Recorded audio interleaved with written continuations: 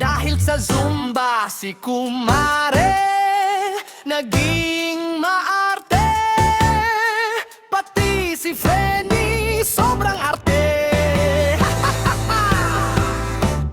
Dati si Kumare, simple lang. Ngayon ibang-iba na ang kasuotan.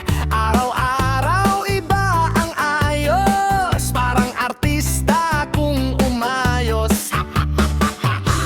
Ano ba iyan? Galit pa kay asawa kapag walang naibigay. Ay naku, may tampuhan na naman. Dahil sa Zumba, iba na siya. Dahil sa Zumba, social na siya.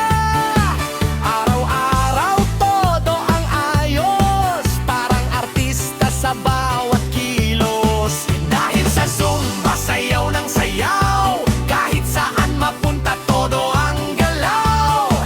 Dahil sa Zumba, feeling sikat. Kumare ko talaga umaangat.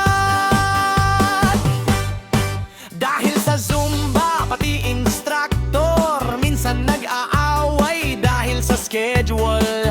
Daming chika, daming kwento.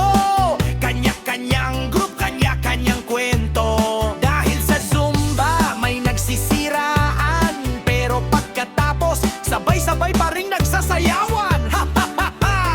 Ang saya, kahit may tampuhan, balik galaw na. Dahil sa Zumba, iba na siya. Dahil sa Zumba, social na siya. Araw-araw todo ang ayos. Parang artista sa bawat kilos. Dahil sa Zumba, sayaw ng sayaw. Kahit saan mapunta todo ang galaw. Dahil sa Zumba, feeling sikat. Kumare ko talaga umaangat. Kumare, kumare, ano ba ang suot mo? Kumare, kumare, parang artista ka na ngayon. Dahil sa Zumba, masaya ang buhay.